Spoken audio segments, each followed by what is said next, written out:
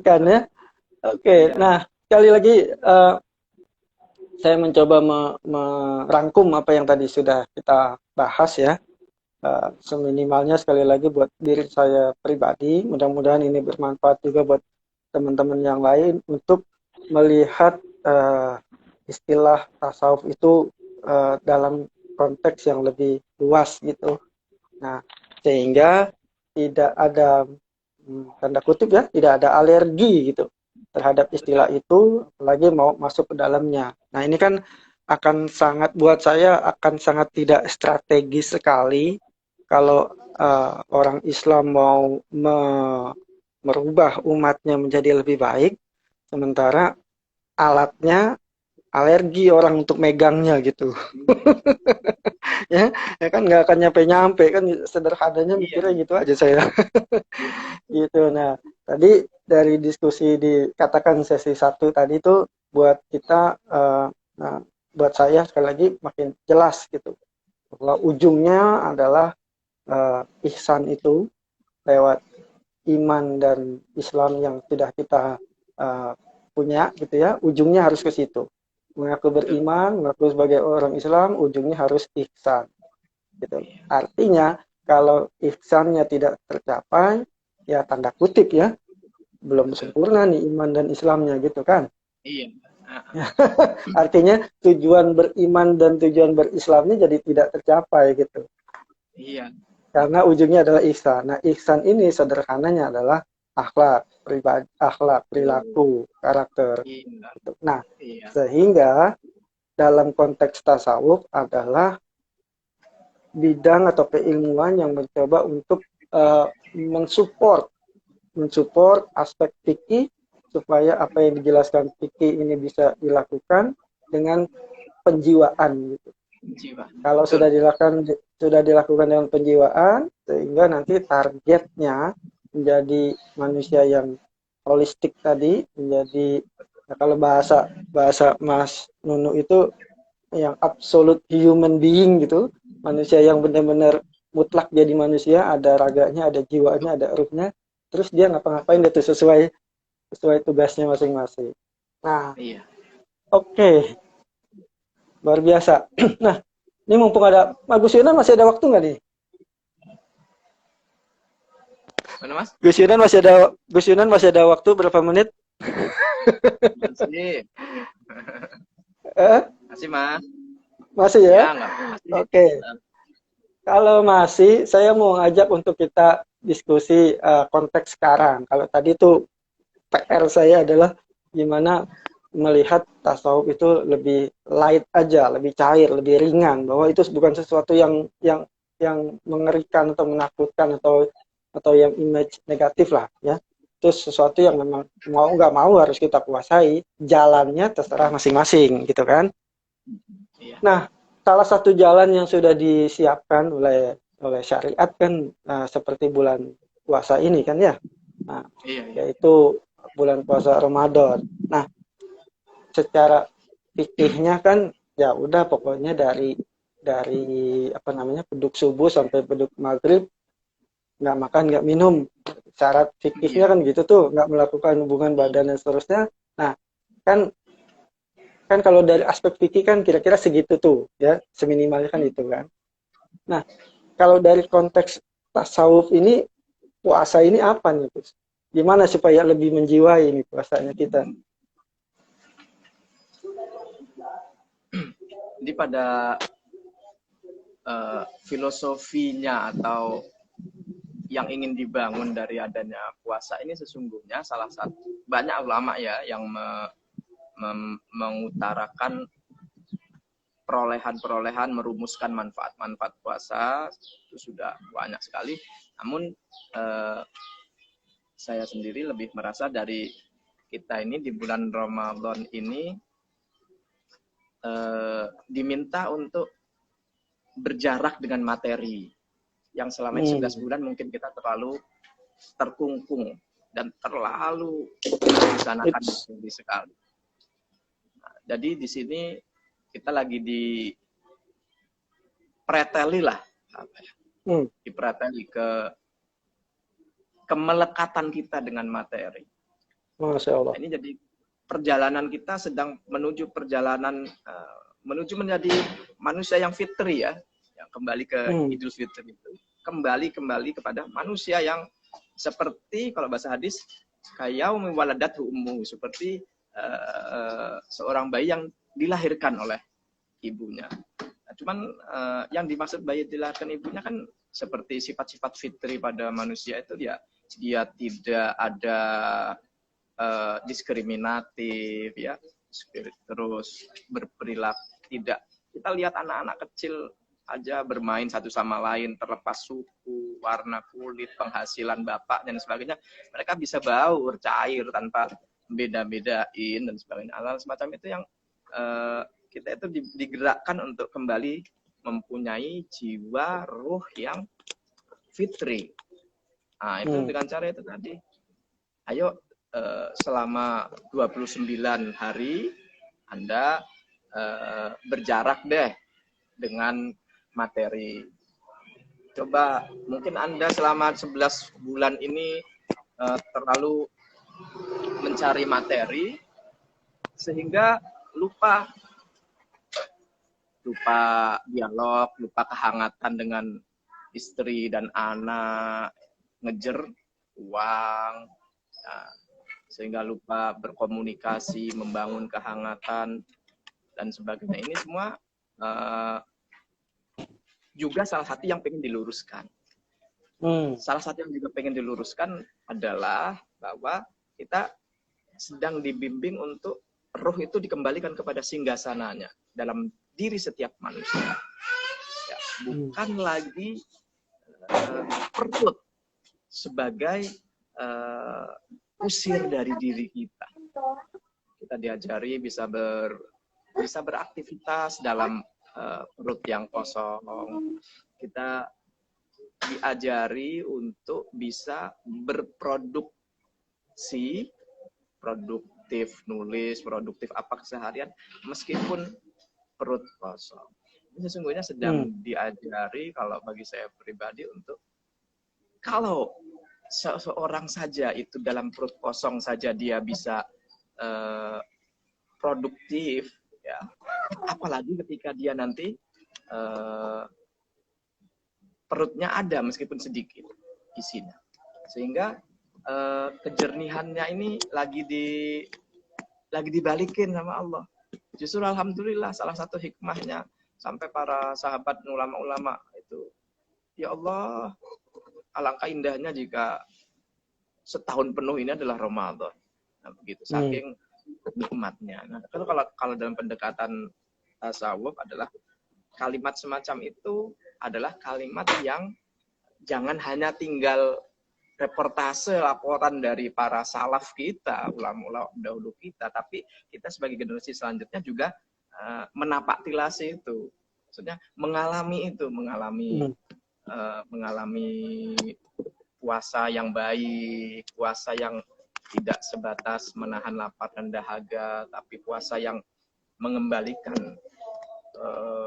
power dari ruh kita untuk mengendalikan nafsu, mengendalikan hawa, menundukkan ego dan sebagainya. Itu semua ada di madrasah atau pelatihan yang Allah siapkan setiap tahun ini. Jadi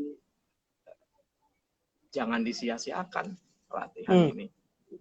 Mudah-mudahan kita semua bisa lulus dalam pelatihan di bulan Ramadan ini. Amin, amin, amin, amin. Oke, nah menarik banget itu Gus ya. Ini mungkin dari sekian banyak mutiara atau keberkahan dari kampus yang namanya Ramadan ini, sekolah Ramadan ini dengan puasa ini, satu kata kunci tadi yang saya tangkap dari Gus Yunan, menjahit dengan konteks tasawuf tadi. Jadi Ramadan ini fasilitas dari Gusti Allah gitu dalam rangka setiap orang mempraktekkan ilmu tasawufnya, ya, yaitu kalau 11 bulan kemarin kita antara, kan tadi manusia jiwa dan raga nih harus holistik kan, harus fitrahnya gitu kan. Nah, Mm-mm. ini 11 bulan ini kayaknya susah nih kita nih. Kebanyakan urusan gitu ya. Nah, kebanyakan materi Iya, tadi kan. Nah, iya betul. urusan materi dikurangin sehingga Mm-mm. proses puasa ini secara tidak langsung adalah mencoba untuk mengembalikan kita sebagai makhluk yang sejatinya kita, yaitu jiwa kita, ruh kita gitu kan ya. Betul Nah, betul. gitu ya. Nah, sehingga Kembali ke fitri. eh, kembali ke fitri artinya kembali ke diri kita yang sejati gitu kan. Iya, ke Nah, sejati arti ke maksudnya diri ya. kita. eh, eh. Oke, jadi salah satu poin penting dari kita ditempa selama 30 hari ini kan dipaksa nih Gus ya. Tanda kutip Betul kan betul. dipaksa kita ya. Betul betul. Dipaksa kalau nggak ngerjain ini ya bahasa hukumnya dosa kan gitu. Nah, Betul. tapi sebenarnya itu kalau mau pakai bahasa fikih kan gitu ya. Tapi kalau secara Betul. bahasa tasawufnya ya inilah cara supaya kamu bisa kembali ke dirimu Iya, yang sejati. iya. Nah, Iya, kalau yang kalau bagi sudah yang mm, oke. Nah, yang sedikit Gus, sudah paham, kalau mm, kalau sudah kembali ke dirimu yang sejati, nanti selesai bulan Ramadan, maka lakukanlah, berkaryalah, apa namanya? berbuat berbuat apapun lah yang baik-baik dengan fitrah diri yang sejati tadi. Kira-kira gitu nggak sih, betul. Gus? Iya, Oke. benar. Jadi ibaratnya itu dipanggil, terus dicuci, dibersihin, dibekalin lagi ketika sudah murni, sudah kembali ke Hmm. fitri, sudah mengerti visi misi kehidupan, Hmm. amanah yang diemban setiap orang, udah habis itu udah kamu udah lulus. Kembali kepada kehidupanmu, bulan Syawal dan sebagainya. Nah, makanya eh, di bulan Syawal itu Syawal juga artinya eh, peningkatan lagi, masih Hmm. diminta meningkatkan lagi mas. Jadi Hmm. itu terus menerus itu kalau kalau kajian tentang bulan, nama-nama bulan saja itu Hmm. membuat sesungguhnya di situ ada langkah-langkah step-step pembangunan karakter yang disediakan oleh Allah kepada setiap hambanya. Itu. Oke, oke, oke, oke. Nah, ini nih menarik nih kalimat terakhir tuh Gus ya. Jadi secara nggak langsung, bukan secara nggak, artinya sudah dari sananya kita dikasih keberkahan itu di setiap bulan itu sebenarnya em, banyak materi pelajaran, banyak program-program yang kalau pakai bahasa tasawuf tadi ya, yang sebenarnya adalah programnya tasawuf gitu. Ya, Betul. Iya. entah entah entah kita itu ada di institusi yang formal tadi maupun yang nggak formal, sepanjang kita Iya. lakukan itu sebenarnya kita sudah melakukan, mengamalkan atau mempraktekkan pelajarannya tasawuf, gitu Betul. nggak? Iya. Oke, Betul. oke, oke, oke. Ya, ya, ya. Wah, keren nih. Mantap, Gus. Nah, Oke. Masih berapa menit lagi, Gus? Kalau saya kalau udah ngobrol nih nggak kenal waktu nih, Gus. nggak apa-apa. Itu apa waktu bukanya jam berapa? Mas Firdaus. Gitu ya. Oke. Nah, satu lagi lah sebelum kita closing. Ini Baik, sekali baik. lagi saya mencoba mengajak untuk kita membahas dari konteks sudut pandang tasawuf ya, dengan apa yang terjadi sekarang nih Gus, dengan situasi kondisi sekarang, dengan ya wabah corona dan sebagainya ini, kira-kira apa dan gimana nih Gus?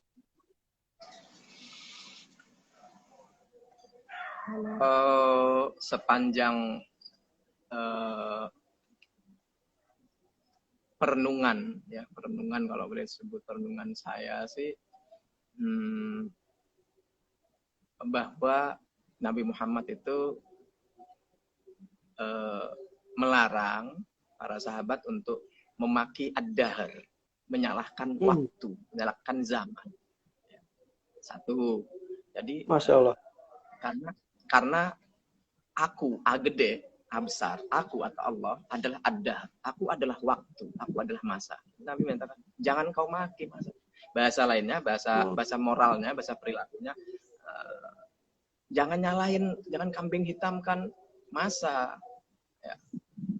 Tapi beradaptasilah, renungkanlah dan beradaptasilah dengan masa, lakukanlah yang amal soleh sesuai masamu, sesuai peranmu masing-masing. Satu, kesadaran tentang bahwa itu kan ujungnya kembali ke takdir ya, qada dan qadar tersebut. Kedua, seperti yang dirumuskan rumusan di bawahnya oleh Imam Ibnu Athaillah Sekandari dalam Al-Hikamnya itu, Mas. Hikam itu katakan salah satu butirnya itu mataroka minal jahli syai'an, belum beranjak dari sama sekali bodoh tentang belum makrifat ya. Belum sepenuhnya full makrifatnya seseorang yang menginginkan pada waktu kekinian dirinya sesuatu yang selain yang sedang Allah tampakkan pada dirinya.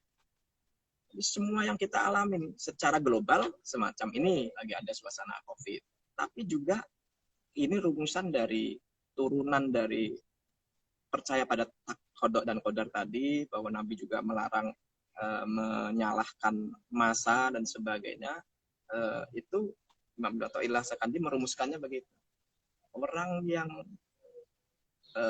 belum ma'rifatlah orang yang menginginkan pada dirinya, pada saat kekinian dirinya, sesuatu yang bukan yang sedang Allah tampakkan. Di sini kan kayak gambaran tadi itu kayak sabar tadi itu ya. Di dalam mobil, macet, terus pengen segera sampai tujuan, kantor lah, apa-apalah, ada meeting lah, terus dia nggak menikmati jalan, jantung berdebar, deg-degan, ngeliat jam, terus malah ikut ngeramein suasana dengan mencet klakson, itu, dan sebagainya. Akhirnya timbullah panik, timbullah kepanikan. Nah, di sini kalau saya pribadi, membacaan saya adalah Allah sedang menunjukkan qaharnya, ya, menunjukkan keperkasaannya pada manusia seluruhnya, ya. Sehingga kita juga diminta untuk bisa memerankan peran apa yang bisa kita ambil secara masing-masing. Mengikuti anjuran pemerintah, mengikuti anjuran fatwa-fatwa MUI, masuk juga saya juga ya di komisi fatwa itu yang fatwa tentang penanganan COVID, sholat Jumat bisa diganti dan sebagainya, hal semacam itu adalah bentuk tidak menyalahkan zaman, ya, tapi bagaimana tetap bisa menghayati, menjiwai kehadiran Tuhan sesuai zamannya, sesuai keadaannya. Di zona merah ya begitu. Sayang kita jangan merasa bahwa yang sedang di zona merah nggak ke masjid terus tidak tertutup pintu Tuhan, tidak, tetap dengan aktivasi hati dia sholat di rumahnya berserta berjamaah dengan yang terbatas, yaitu istrinya. Itu sudah jelas komunitasnya, orang yang berjamaah adalah orang yang jelas secara healthy-nya ya, kebersihannya itu terjadi. Sementara yang di zona hijau, kalau di Indonesia pakai zona hijau, di negara lain mungkin ada yang pakai istilah zona putih ya, tidak ada ininya. Itu yang nggak apa-apa ya, monggo, tapi tetap standar protokol kesehatan. Nah ini dari sisi tasawufnya, saya dari sisi perasaan bahwa Allah sedang menampakkan qaharnya, kemahaperkasaannya, dan kita diminta benar-benar tunduk sujud padanya. Cuman ini Mas, yang justru saya khawatirkan itu, ini kita bisa keluar dari ini dengan selamat saja itu sudah khawatir ya. Tapi jauh lebih khawatir saya adalah kita kemanusiaan itu gagal mengambil pelajaran dari ini. Itu jauh lebih memprihatinkan dan jauh bikin kita sedih, bahwa bagaimana kita memperlakukan alam semesta sumber daya alam yang terus-menerus diperas, tak berkesudahan dan sebagainya. Padahal justru Mas, Ya. orang yang tasawuf itu senang dengan keselarasan alam, senang dengan ada pohon, bunga alami sekali. Dan itu hal yang alami, fitri loh pada manusia. Kalau nggak fitri nggak mungkin. Nabi Muhammad saja sampai yang dibakukan dalam haji, kalau sudah berbusanakan ihram tidak boleh nebang pohon, bunuh hewan yang tidak berbahayakan dirinya, atau bahkan motek daun saja tidak boleh. Maksudnya apa? Ini kan keserasian lingkungan hidup itu sangat diperhatikan oleh agama kita. Cuman kita yang kurang memperhatikan, masjid dibuat terang, nggak ada pohon dan sebagainya. Itu bagian dari kesadaran lingkungan yang belum fix antara seolah-olah menjadi soleh, menjadi dekat sama Allah itu sama dengan tidak ramah dengan lingkungan. Yang harus kita koreksi. Padahal mbah-mbah kita dulu, ulama-ulama tahun dulu, kiai dulu bikin musola, bikin masjid, mesti itu ada pohon sawo, pohon apa di sebelah. Karena apa? Sambil membuat oksigen, ya kita tahu bahwa kejernihan itu juga sangat tergantung pada oksigen, kualitas oksigen yang kita hirup, ya kan? Dia berpikir jernih, lebih enak. Itu juga sebagai buah-buahnya itu sebagai sarana untuk memanggil dan bikin betah anak-anak kecil untuk dekat dengan masjid. Sedang berjuang mengamalkan bahwa hadis Nabi ada 7 golongan dalam Islam yang besok di hari kiamat akan dinaungi. Apa salah satunya? Yaitu rajulun qalbuhum alaqan bil masajid. Itu seorang muslimat yang hatinya terus bergantung di masjid. Jadi prihatin, dan kita juga selalu mendoakan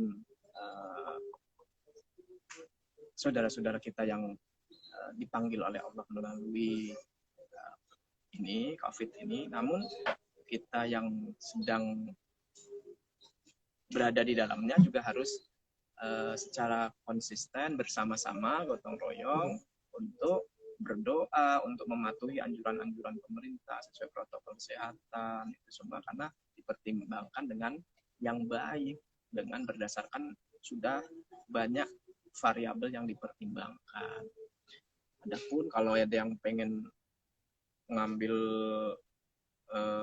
cara-caranya yang lebih seolah-olah tauhidnya sudah sangat tinggi dan sebagainya, monggo saja, tapi kita mengambil anjuran pemerintah, fatwa MUI itu mencontoh Sayyidina Umar yang juga bahwa takdir itu ada suatu wilayah yang juga harus kita bisa pikirkan dengan jernih. Apa yang kita pilih, kita milih A, ya takdir A yang menanti kita. Takdir kita milih B, maka di sana akan berujung yang berbeda. Nah, itu semua diserahkan pada masing-masing. Hanya saja Nabi Muhammad SAW itu menyatakan dalam satu hadisnya ini, Mas. Mungkin sebelum kita berbuka ya. Nabi menyatakan begini nih, Mas. Jangan pernah meminta mati. Kalaupun engkau terpaksa meminta mati, maka doalah begini. Terus sebab hidup bagi seorang mukmin lebih bermakna dari mati. Dengan hidup dia masih bisa beramal soleh lebih panjang lagi. Nah, itu ini jadi catatan kita bersama masing-masing ya, Mas ya. Ya.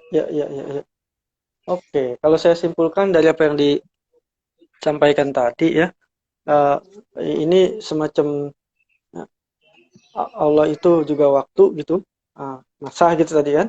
Jadi jangan nyumpahin, jangan nolak, jangan kecewa dengan situasi kondisi yang seperti ini. Nah, ini kan kembali lagi kalau konteks tasawuf tadi, ini harus pakai mata hati ngelihat